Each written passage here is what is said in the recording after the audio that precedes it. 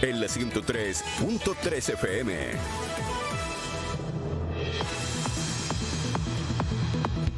Seis de la tarde con 37 minutos y ya estamos en el contacto telefónico con la ministra de la Mujer y Equidad de Género, Antonia Orellana. Ministra, ¿cómo está? Muy buenas tardes.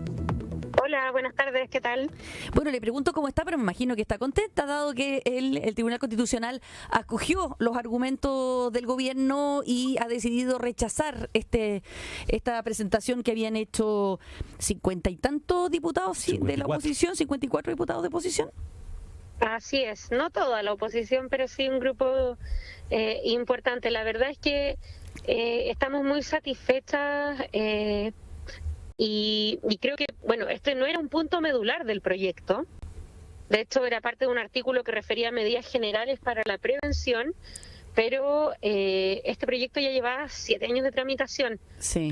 Por lo tanto, el poder hoy día estar a un paso de promulgarlo es, por supuesto, un motivo de satisfacción. ¿Por qué no le explicamos, ministra? Yo creo que es importante que la gente que nos está escuchando a lo mejor no sabe de lo que estamos hablando. Así es. Sería importante hablar de este artículo 12 y qué decía y qué era lo que se cuestionaba. Bueno, los principales cambios que promueve la ley, que es parte de la agenda de seguridad pública también del gobierno, tienen que ver con establecer un mejor seguimiento a las medidas cautelares en caso de violencia de género, fortalecer el rol de representación jurídica del Servicio Nacional de la Mujer para poder llegar antes y más rápido, contar un sistema de gestión integral donde todos los organismos del Estado estén coordinados para no llegar tarde, y una cuestión muy novedosa a nivel internacional también es incorporar a los niños como víctimas y no solo como testigos de la violencia de género. Esos son los 4 puntos principales de la ley. Dentro de otros puntos que tiene que ver con las normas generales y deberes de prevención de todas las instituciones del Estado, ¿cierto? Acá con esta ley estamos diciendo que la violencia es un problema estructural y por lo tanto se requiere mucho más que el Servicio Nacional de la Mujer y Equidad de Género y su acción para poder prevenirla, erradicarla, sancionarla. Y dentro de ellos se establecen deberes de prevención a todos los servicios públicos y sectores. Y dentro de ellos está, por ejemplo, el sector salud. De hecho, la mayoría de los recursos que trae la ley van a la división de atención primaria. ¿Por qué? Porque es en los CEFAM, es en las postas rurales donde primero llegan las mujeres, y en un deber general de prevención estamos fortaleciendo la primera atención para no llegar a casos más graves, y en las obligaciones generales de prevención del Ministerio de Educación se estableció la norma, el artículo 12, que decía que los colegios reconocidos por el Estado deberán promover la igualdad de género y una educación no sexista. En particular, esta referencia fue ingresada al proyecto por la hoy senadora Jimena Rincón, previo a nuestro gobierno. Fue luego, de hecho, ratificada en indicaciones del Ejecutivo bajo el gobierno del presidente Piñera, y de hecho fue bajo la gestión de la ministra Mónica Salaquet, que se continuó avanzando y contó con un voto en general favorable de la oposición en el Senado. Fue un grupo, digamos, determinado el que recurrió al Tribunal Constitucional por señalar que esto vulneraba, en su opinión, 2 principios constitucionales muy importantes, que son el derecho preferente de los padres y madres a educar, por supuesto, y la libertad de enseñanza. Entonces, ¿qué significa lo que se anunció hoy día? No digo el fallo porque todavía no sale el fallo, se demora unos días en redactarlo y va a estar a cargo del juez Mera. Lo que señala es que este artículo 12 es constitucional, es decir, que no vulnera ni el derecho preferente de los padres ni la libertad de enseñanza, sino que, por el contrario, lo que hace es fortalecer la obligación de la educación de establecer una formación sin prejuicio. Claro, que básicamente dice el Tribunal Constitucional que esto no es una materia valórica o de valoración, sino que la igualdad entre hombres y mujeres es una materia consagrada de forma expresa en la Constitución y, por tanto, al lugar el artículo, básicamente, la redacción. Así es, y bueno, esto nos va a permitir ya poder avanzar hacia la promulgación que, como decía, tiene sobre todo un centro en este proyecto que llevaba 7 años de tramitación, que fue trabajado muy transversalmente. Aquí yo quiero reconocer y agradecer el rol de senadoras de oposición, como la senadora Paulina Núñez, como la senadora Jimena Rincón, también del oficialismo. Ahí, por supuesto, que es clave la senadora Claudia Pascual, que es una de las autoras de este proyecto, como primera ministra. Y creemos que lo que va a permitir esto es tener un trabajo mucho más efectivo. Como país hemos avanzado un montón desde los 90 en algo que antes ni siquiera era delito. Y esta ley, en nuestra opinión, apunta a dos de los problemas medulares que enfrentamos hoy.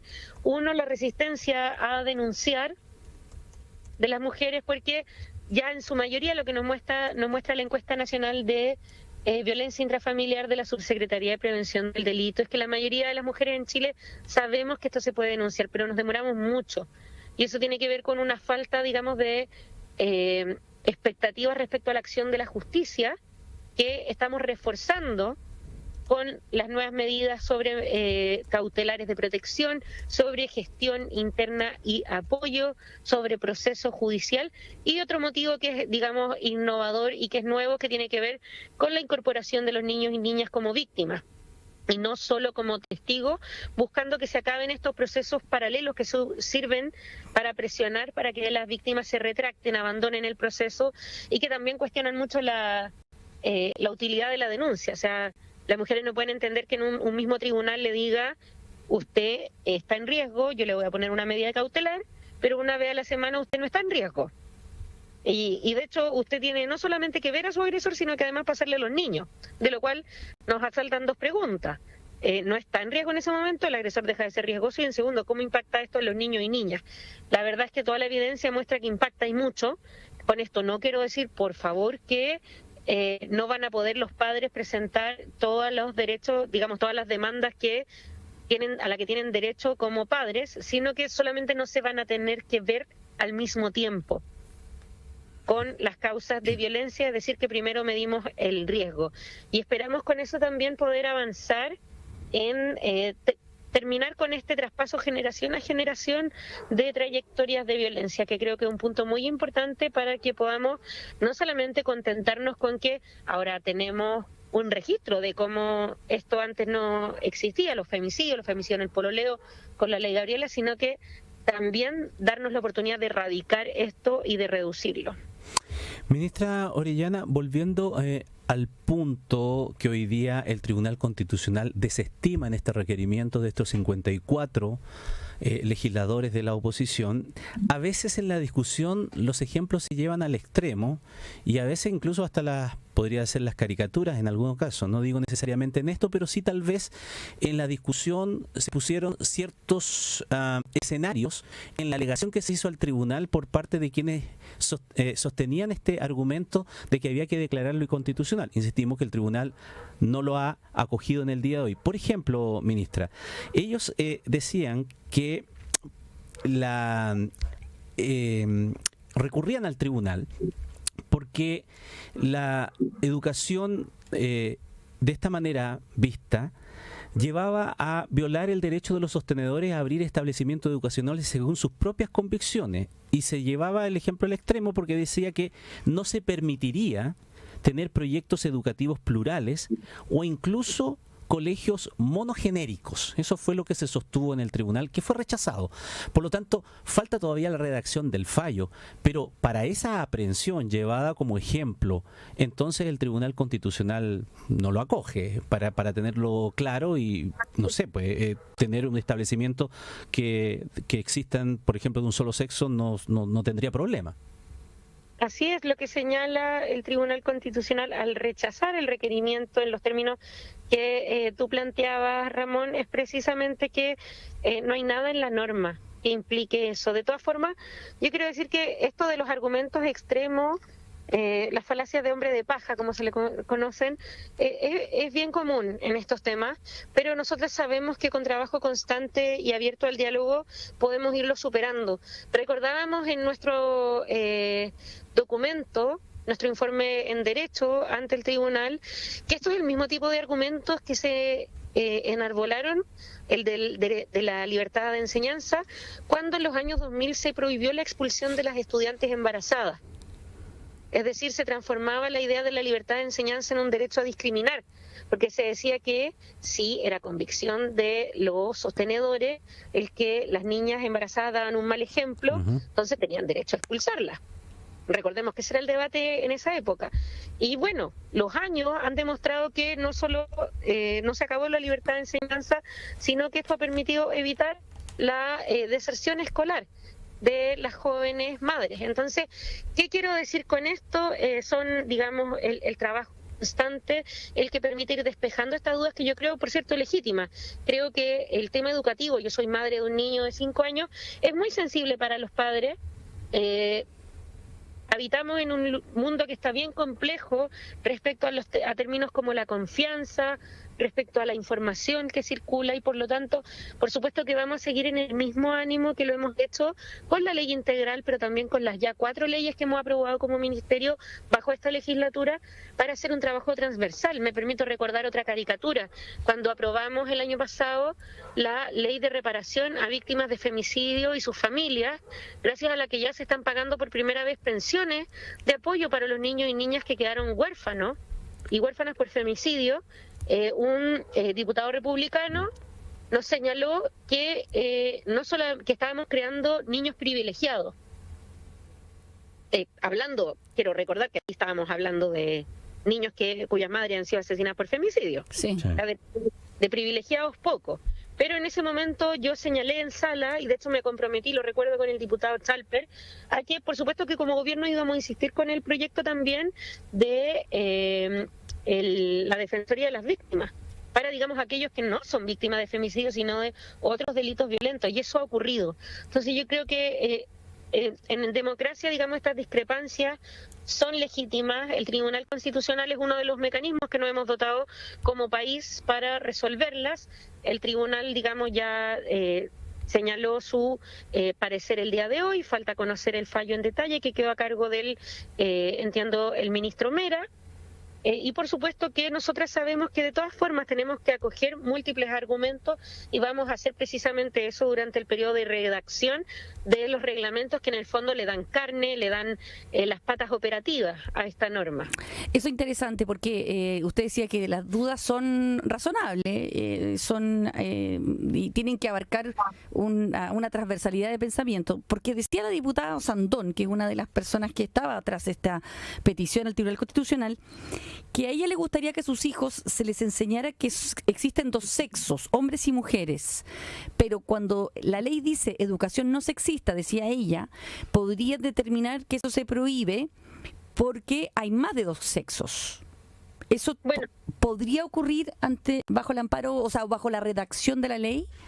No hay nada en esta norma que vulnere la libertad de conciencia ni, digamos, la libertad religiosa. De hecho, tuvimos una presentación ante el Tribunal Constitucional de una de las obispas luteranas de nuestro país, de la fe cristiana evangélica, que precisamente señaló aquello.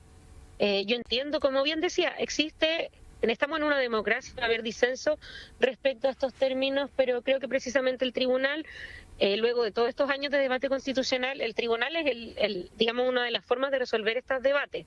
Ahora, no todo se resuelve vía Tribunal Constitucional. De hecho, yo personalmente, y de esto hay registro en prensa, le presenté el proyecto de ley enterito a la diputada Sandón, y nunca me señaló estas objeciones. Por supuesto que habría agradecido discutirlo en el Congreso, pero digamos, se llevó al Tribunal Constitucional, y nosotras vamos a seguir trabajando con todos los sectores que legítimamente forman parte del debate político para el proceso del reglamento, para darlo a conocer, para tranquilizar a quienes tienen ansiedades y preocupaciones respecto a este punto, pero avanzando firmes en esta ley que, como bien señalaba, lo educativo no es su principal objetivo, aunque sí lo establece como una forma de prevención, que a mí me parece que de todas formas es algo importante, sino que tiene su centro en estas 4 cuestiones que señalaba, ¿cierto? Que tienen que ver con las medidas cautelares y su mejoramiento, el sistema de gestión integral, de acompañamiento a los casos, fortalecer el rol de representación jurídica de nuestro Servicio Nacional de la Mujer para llegar antes y más rápido, y también incorporar a los niños como víctimas y no solo como testigos. Luego, de despejado este tema, entonces, ministra Orellana, ¿cuál es la prioridad en la agenda de aquí en adelante?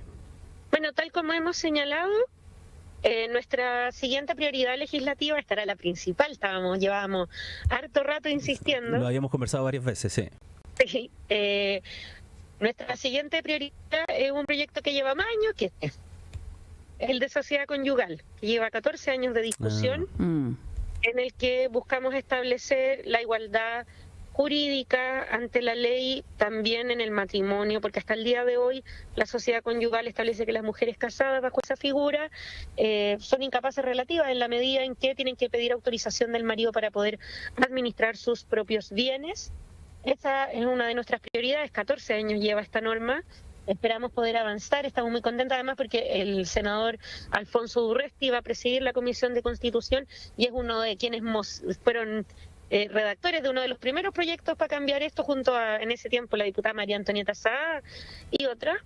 Y por supuesto, bueno, el día de hoy, hace un ratito, yo aquí estoy volviendo de Quillón, porque andaba en terreno en Ñuble, pero fue aprobado en el Senado en general por 24 votos a favor, 16 en contra y 2 abstenciones el proyecto de Sala Cuna, ingresado por el presidente Piñera en su momento.